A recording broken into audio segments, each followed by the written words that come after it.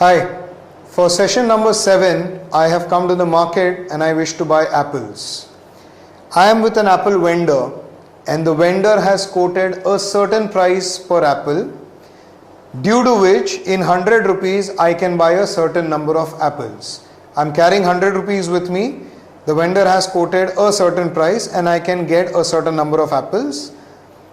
I have bargained with the vendor, and now that the vendor has reduced the price per apple by 1 rupee, I can actually buy 5 more apples in the same amount that I have, which is 100 rupees.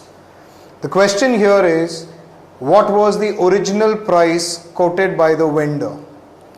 The solution here depends on the concepts of quadratic equations. So let's move on to our chapter of higher order equations.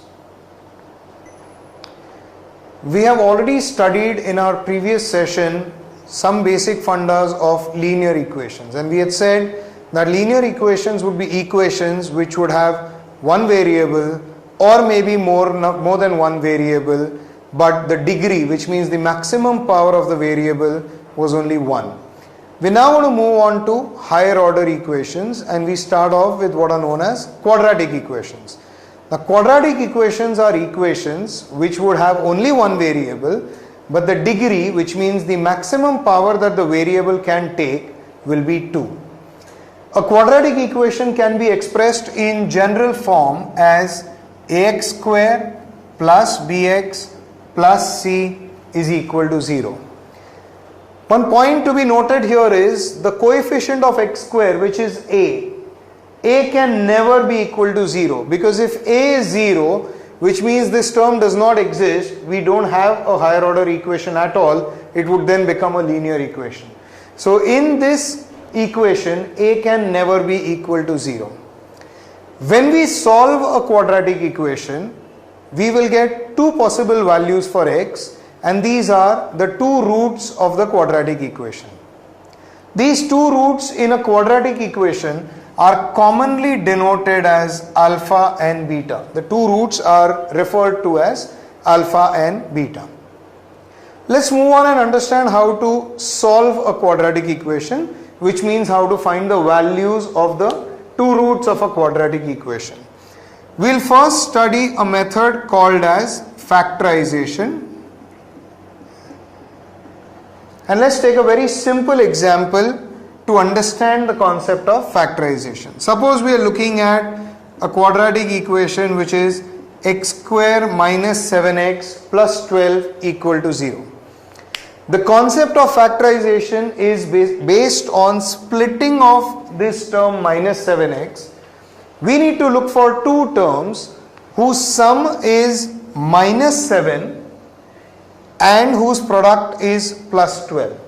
So these two numbers that we are looking for, whose sum is minus 7 and whose product is 12, would be minus 3 and minus 4.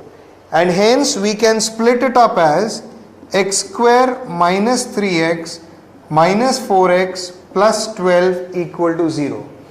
If we simplify this further, we would get x minus 3 into x minus 4 is equal to 0. And hence the solution to this quadratic equation would be x can either be equal to 3 or it can be equal to 4. This is how we would use this method called as factorization. However, every quadratic equation may not be so simple to factorize. It was very simple to figure out two numbers whose sum was minus 7 and whose product was 12. But it may not be so simple every time. And hence, in such cases where it is not so simple to factorize, we can use our second method, which is a formula. Now, the second method, formula, can be used every time you want to solve a quadratic equation, whatever be the equation. And what is the formula? X is equal to minus b plus or minus under root b square minus 4ac divided by 2a. This is the formula that we can use to calculate the value of x. What are a, b and c? A, b and c would be the coefficients of x square, x and c would be the constant term. So if we try to solve this same quadratic equation using the formula, then we would get x is equal to minus b, where b itself is minus 7.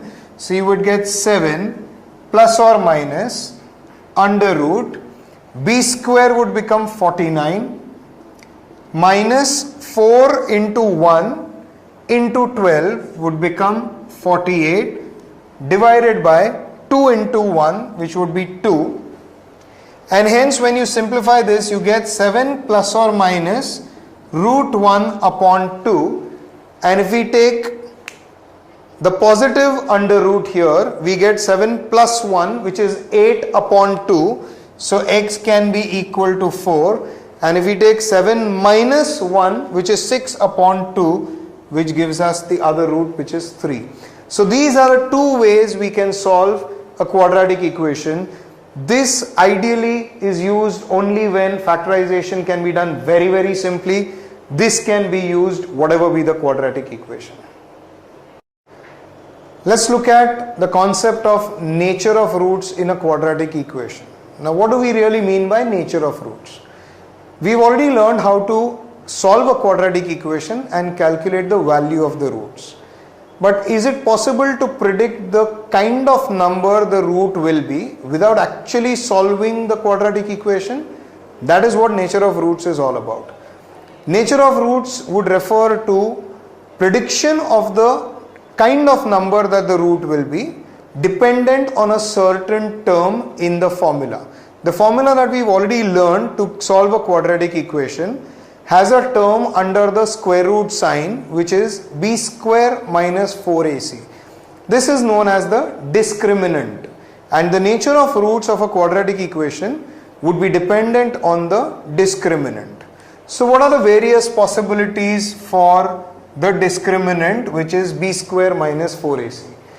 b square minus 4ac, the numerical value of b square minus 4ac can be less than 0 or can be greater than or equal to 0. If the value of b square minus 4ac is less than 0, it would mean that in the formula the term under the square root sign would be a negative term, and hence the roots would be imaginary. So when b square minus 4ac is less than 0, the roots of a quadratic equation would be imaginary. However, if b square minus 4ac is greater than or equal to 0, then the roots would be real numbers. So this is the first level for two possibilities for the discriminant. Less than 0, the roots would be imaginary numbers. Greater than or equal to 0, the roots would be real numbers.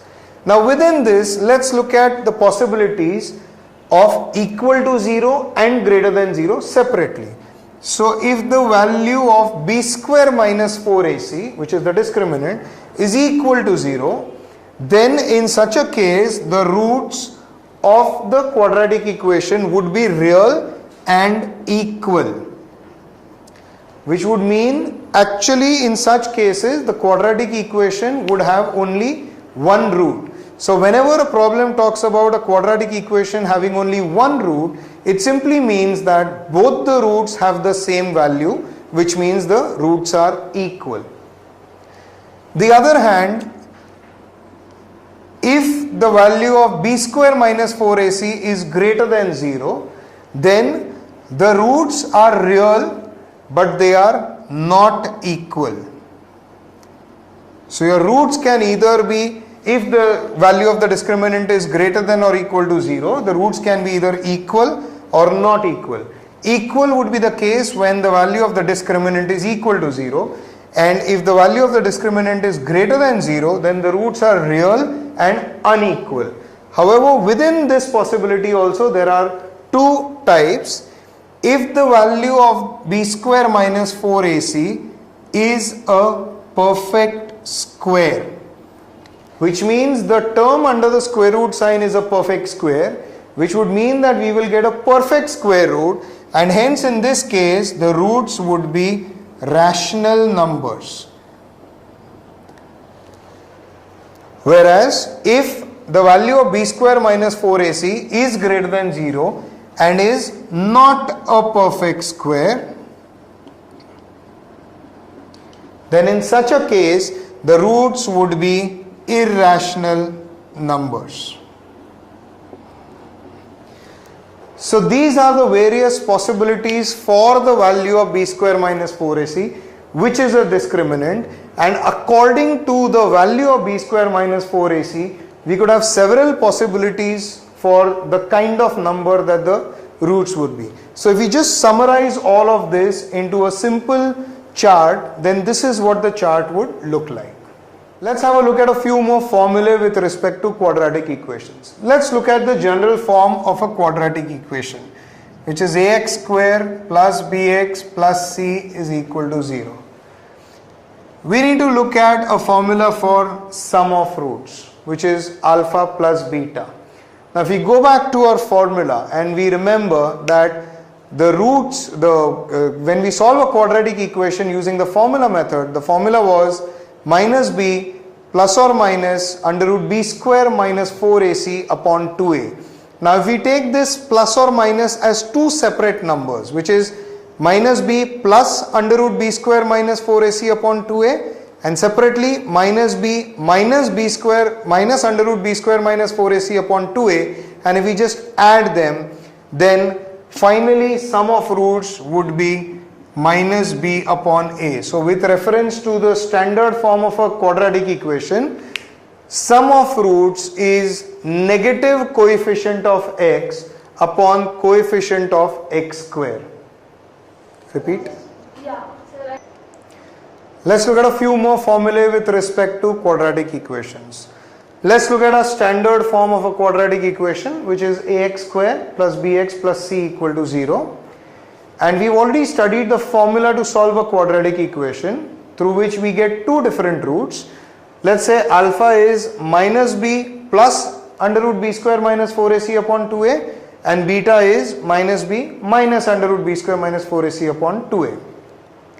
If we now want to find the sum of the roots alpha plus beta, and if we add these two, then this term under the root sign would get cancelled off, and finally what we will get is minus b upon a.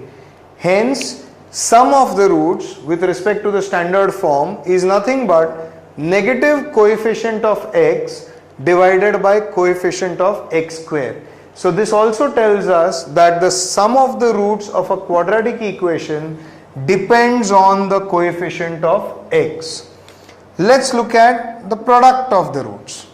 If we multiply these two and then we solve further, what we would eventually get is c upon a, and hence the product of the roots is nothing but the constant term divided by the coefficient of x square. So to summarize these two, sum of the roots would depend on the coefficient of x, and the product of the roots would depend on the constant term. Now if we look beyond the sum and the product and take a few variations, suppose there is a quadratic equation where the coefficient of x is 0, which means there is no x term, b is equal to 0. If b is equal to 0, then the right hand side in this equation would become 0, which will mean that alpha plus beta is equal to 0, and hence this would mean alpha is equal to minus beta. So if we have a quadratic equation where b is 0, then the roots are equal in magnitude and opposite in sign. Let's take another possibility where the coefficient of x square is equal to the constant term. If we have the possibility that a is equal to c, and we now look at this equation, then this would mean that product of the roots would be equal to 1, and hence the roots would be reciprocals of each other. So in a quadratic equation, if there is no x term, which means b is 0, that means roots are equal in magnitude and opposite in sign. However, in a quadratic equation, if we have a equal to c, which means coefficient of x square is equal to the constant term, then the roots are reciprocals of each other. Everything that we've seen in this chapter till now has been in a manner that the quadratic equation was given to us and then we were building from that and looking at something else. Suppose the quadratic equation is not given, but the roots of the quadratic equation are given and we are supposed to build the quadratic equation from that. Let's see how to do that. So if we generalize and we say that the roots of a quadratic equation are alpha and beta, then we would say x minus alpha into x minus beta would be equal to 0. This is how we would start off in terms of building the quadratic equation. If we expand, we would get x square minus alpha plus beta into x plus alpha beta is equal to 0. And hence, if we look at this equation now, it simply means that the quadratic equation is nothing but x square minus sum of the roots into x plus product of the roots equal to 0. So for example, if the roots are given as 2 and 3, then the quadratic equation would be x square minus 5x plus 6 equal to 0, because the sum is 5 and the product is 6. One important point to remember here, if we look at the formula, there is a negative term here, and this is where a lot of mistakes are made. So it would be good if we remember this and avoid all mistakes with respect to this negative sign. Just to repeat, if roots are given, then the quadratic equation is x square minus sum of the roots into x plus product of the roots equal to 0. Remainder theorem would state that if a polynomial px is divided by x minus a, then the remainder is given by pa. What does it really mean? Let's look at this polynomial in x. We have already taken an example here. There's a polynomial in x. Suppose we divide this polynomial by x minus 2. Then according to remainder theorem, our remainder should be equal to p of 2. What do we mean by p of 2? All that we do is, in this polynomial, wherever there is x, we replace x by 2. So if we replace x by 2, then the remainder should be 2 raised to 4 minus 3 into 2 cube plus 2 into 2 square minus 2 plus 4. If we solve this, we get 16 minus 24 plus 8 minus 2 plus 4, which would be 2. And hence, when this polynomial x raised to 4 minus 3x cube plus 2x square minus x plus 4 is divided by x minus 2, then the remainder is 2. So whenever a polynomial px is divided by x minus a, replace x by the value equal to a and find the value of the expression, that would be the remainder. If instead of x minus a, if it was divided by x plus a, so for example, if this polynomial was divided by x plus 2, we would have substituted x equal to minus 2 in this expression and we would have found the value of the remainder. So to summarize, let's go back to our example that we started off with. I'm in the market to buy apples and the vendor has quoted a certain price per apple. Suppose that price per apple is p. I have 100 rupees with me and hence at a price p per apple, I can buy 100 upon p number of apples. Now I bargained with the vendor and he gives me a discount of 1 rupee per apple. So the new price becomes p minus 1. And if I still use up my 100 rupees, I can buy 5 more apples in 100 rupees and hence the number of apples would be 100 upon p plus 5. The question asked is the value of p.